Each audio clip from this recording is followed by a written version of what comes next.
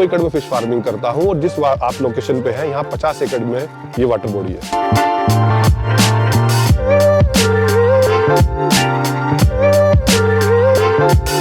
मैंने 50 एकड़ water body में फिश फार्मिंग कर रहा हूँ, और इसके साथ साथ मैंने एक्वा पार्क स्टार्ट किया है। बहुत सारे लोग मेरे से मिलने आते हैं, मैं उन्हें एजुकेट भी करता हूँ, ट्रेनिंग भी देता हूँ, और एक्वा पार्क को सेटअप करने के लिए उन्हें पूरा गाइड करता हूँ कि वो भी अपने एरिया में एक्वा पार्क बनाएं और एम्प्लॉयमेंट जनरेट करें। सर, आपका बहुत बहुत स्वागत है हमारे रविजॉन फार्मिंग लीडर में। वैसे तो सभी मेरे किसान भाई, मेरे दर्शक आपको जानते हैं, लेकिन फिर भी जो नए लोग आए उनके लिए एक बार अपना छोटा सा परिचय दें। सर नमस्कार किसान भाइयों, मैं रजनीश कुमार, डिस्ट्रिक्ट गाजियाबाद, उत्तर प्रदेश से, और मैं फिश फार्मिंग मेरा मेन काम है। अभी मेरी तकरीबन 100 एकड़ में फिश फार्मिंग है, और मैं लास्ट के 4 साल से फिश फार्मिंग कर रहा हूँ। और ये मैं जहाँ पे भी हम ये वीडियो शूट कर रहे हैं, ये हमारा 50 एकड़ का फिश फार्म है, और यहाँ पे हमारी हार्वेस्टिंग स्टार्ट हो गई है और हार्वेस्टिंग चल रही है। अभी जो यहाँ से तुम हार्वेस्टिंग शुरू की है जी, उसमें आपने कितना प्रोडक्शन ले चुके हैं मछली का? सर अभी हमने लास्ट 1 मंथ से हार्वेस्टिंग स्टार्ट की है, और तकरीबन हमने 28 टन करीब सेल कर दी है। मेरा एनुअल टारगेट है इस 50 एकड़ लैंड से 200 टन का। 200 टन का। तो टिल मार्च तक मैं कंटिन्यूस हार्वेस्ट करूंगा जी। फिर रीस्टॉक कर देंगे। तो यहाँ पे हमने कॉन्सेप्ट अप्लाई किया है, मल्टीपल स्टॉकिंग, मल्टीपल हार्वेस्टिंग। जी, मतलब जितनी मछलियां निकालते रहेंगे उतने ही अनुपात में हम दोबारा स्टॉक करते रहेंगे, जिससे कि पूरे through out the year cycle चलती रहे जी। तो रजनीश जी, आप इतने बड़े स्केल पे मछली पालन तो कर ही रहे हैं, उसके साथ साथ और क्या कर रहे हैं? सर मैंने ये एक एक्वा पार्क डेवलप किया है, इको एक्वा पार्क जी, जो कि पहला नॉर्थ इंडिया में और फर्स्ट इन एनसीआर। तो इसमें ये आप देख पा रहे होंगे, मैंने ये 1 एकड़ का आइलैंड बनाया है जी, और इस पे मेरा फिश रिक्रिएशनल एक्टिविटीज को लेके बड़ा फोकस है अपने एक्वा पार्क पे जी। सर हमने यहाँ पे बहुत ही अच्छा किड जोन डेवलप किया है जी। और हमारा पूरा फोकस है कि आप कहीं पे भी जाते हैं तो पेरेंट्स तो बिजी हो जाते हैं लंच में, डिनर में, किड्स क्या करें, तो उसी को ध्यान में रखते हुए किड्स पे फोकस करा गया है कि बच्चे कूदें, झूलें, सीसो, राइट। तो जितनी भी एक्टिविटीज उधर होती वहाँ है पे जो घोड़े लगे हुए हैं उन घोड़ों पे बैठ सकते हैं, सारी चीजें यही हैं। बिल्कुल। और यहाँ पे बहुत बड़ा हमने मिक्की माउस प्लान किया है। अच्छा। उसको भी हम बच्चों के लिए, मतलब पूरा फोकस ऐसा है कि अगर आप है ना 6 to 7 आवर्स के लिए आ रहे हैं फैमिली के साथ, तो आपके किड्स 1 मिनट भी बोर नहीं होंगे। वो पहले बोटिंग कर लें, पेरेंट्स बैठ के फिश एंगलिंग कर लें, साथ साथ में कुछ स्नैक्स ले सकते हो आप, बच्चे किड जोन में एंजॉय करें। पैरेलली हम यहाँ पे बाउंड्री पे साइकिलिंग का एक ऑप्शन स्टार्ट कर रहे हैं, हॉर्स राइडिंग स्टार्ट कर रहे हैं। अच्छा। तो मतलब 5-6 एक्टिविटीज रहेंगी हमारी, जो सब कंबाइंड करके, और सारे मतलब किड्स पे हमारा मेन टारगेट रहेगा। और ये पूरा ही हमारा एक्वा पार्क एक फैमिली ओरिएंटेड प्रोग्राम। तो साहब, आपने जो इतना बड़ा प्रोजेक्ट लगाया, जी सर, ये तो नहीं लगता कि भाई खाली मछली पालनी है और ये हार्वेस्टिंग करनी है जैसे और सब लोग कर रहे हैं, ये तो नहीं किया आपने तो एक अलग तरह का मॉडल ही बना के तैयार कर दिया। इसका पर्पज क्या है, इसका मतलब सर इसका गोल क्या था? सर इसका गोल या विजन या मिशन डायरेक्ट है जी। मछली हमारे देश में, हम बहुत ही, हमारा देश प्रोटीन डेफिसिट देश है और मछली की हमारे यहाँ पे डिमांड बहुत है जी। उस अनुपात में प्रोडक्शन नहीं है।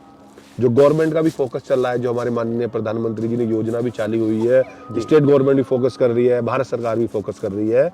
तो मेरा इसके पीछे अपना एक जो ब्रेन माइंड है उसका केवल यही टारगेट है कि जो लोग बाग आएंगे वो, एक तो आज की डेट में शहर के सब बच्चे पूरे दिन मोबाइल इंटरनेट की दुनिया में कैप्चर है, ना उन्हें एक्वा पार्क पता है, ना एग्रो पार्क पता है, ना फिश पता है उन्हें, केवल उन्हें गेम्स, रील्स, मोबाइल ये सब पता है। जी जी। एक तो वो उनसे हटे, थोड़ा नेचर के नजदीक जाएं। अभी देखिए सूर्य के बारे में जाने, चंद्रमा के बारे में जाने, घास के बारे में जाने, सब कुछ है, पानी के बारे में जाने सभी। और जो उनके पेरेंट्स आएंगे वो फोकस क्या करेंगे, आज की डेट में डे बाय डे आप देख रहे होंगे स्ट्रेस बहुत बढ़ता जा रहा है लोगों का। बिल्कुल। तो अगर कोई लोग बाग एक्वा फार्मिंग करता है तो वो एक कहीं ना कहीं एक वर्टिकल तैयार कर रहा है अपने जीवन में, एक जीविका जीने के लिए। तो अगर वो तब उसे फील हो कि वो अच्छे पैसे कमा रहा है इससे, तो जॉब से क्विट कर दे, प्रेशर बना रहे। और आप ये देखिए, अगर आप अपने गांव में जाके शहर से मछली पालते हैं, मछली बिकने की सेल में कोई प्रॉब्लम नहीं है, आप गांव को रोजगार दे रहे हैं, गांव के आसपास वाले लोगों को प्रोटीन दे रहे हैं, तो आपने कहीं ना कहीं इनडायरेक्ट वे आपने समाज का कल्याण करा समाज का कल्याण करा ठीक है ना? और प्रकृति का संरक्षण भाई, किया। जब से हम पैदा होते हैं और जब तक जीवित रहते हैं हम हमेशा समाज सोसाइटी से लेते ही लेते हैं, तो कभी हमें भी सोसाइटी को वापस देना कुछ चाहिए। देना चाहिए। ये हर एक आदमी की एक नैतिकता जिम्मेदारी है।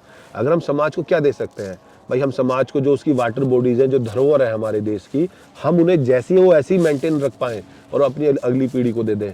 जी। पैरेलली हम जो अपनी हमने वाटर बॉडी मेंटेन रखी है उसका प्रॉपर यूटिलाइजेशन करें। तो चौधरी साहब, जो अपना रेस्टोरेंट है यहाँ पे, जी उसकी सीटिंग कैपेसिटी क्या है?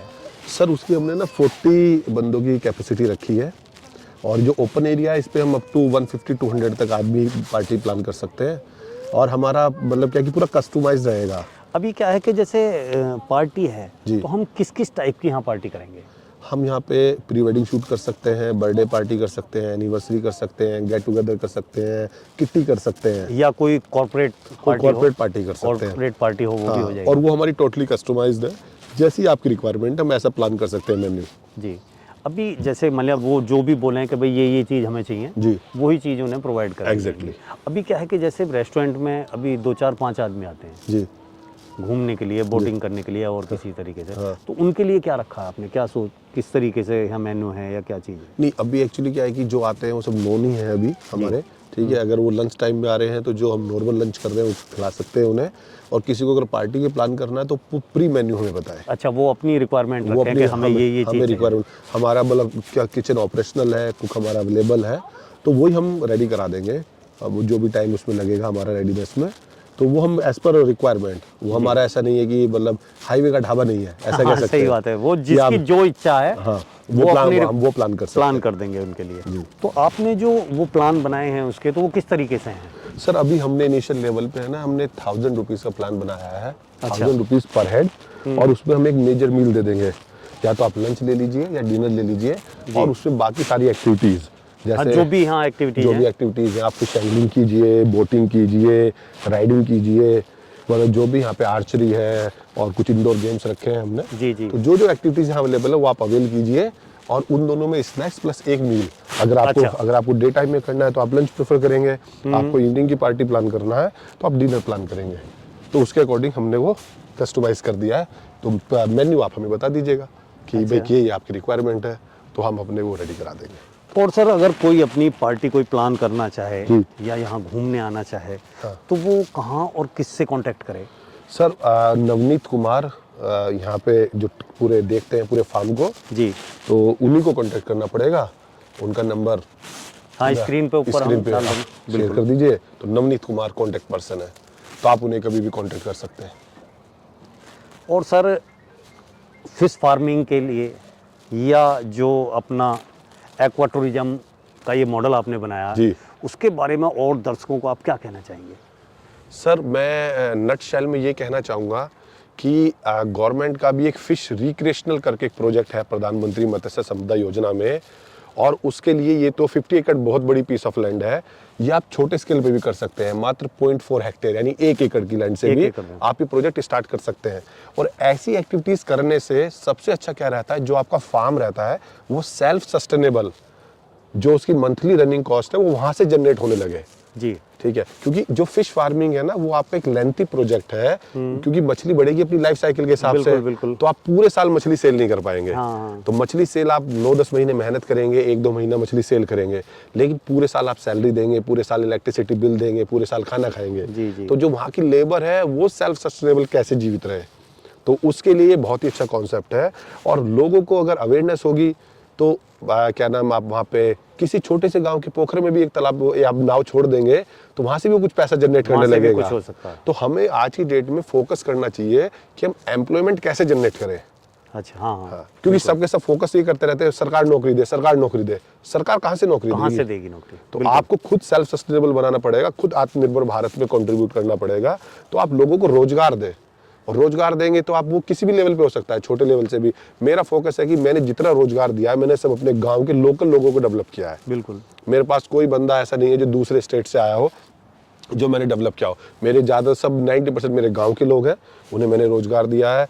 जो यंग यूथ है उसको मैं प्रमोट करता रहता हूँ। पैरेलली जो मैं अपनी ट्रेनिंग भी करता हूँ मछली फार्मिंग को लेके, तो मेरा फोकस यही रहता है कि आप अपने एरिया को डेवलप करो, अपने एरिया का रोल मॉडल बनो, जो आपको लोग देख के मल्टीप्लाई करें फिश फार्मिंग को, क्योंकि आप एक ऐसा प्रोडक्ट बना रहे हो जिसमें क्रॉप होल्ड कर सकते हो। बाकी किसी एग्रीकल्चर और एग्रीकल्चर अलाइड में ऐसा नहीं है। हाँ, ये नहीं है कि तो आपको क्रॉप को होल्ड करके बैठ जाओ। ये सबसे कुछ बेस्ट नहीं। पार्ट है इस बिल्कुल, बिजनेस बिल्कुल। का। तो सर, आपने जो है इस प्रोजेक्ट के बारे में इतनी अच्छी जानकारी दी और ये सब दिखाया और बताया, उसके लिए आपका बहुत बहुत धन्यवाद। धन्यवाद सर।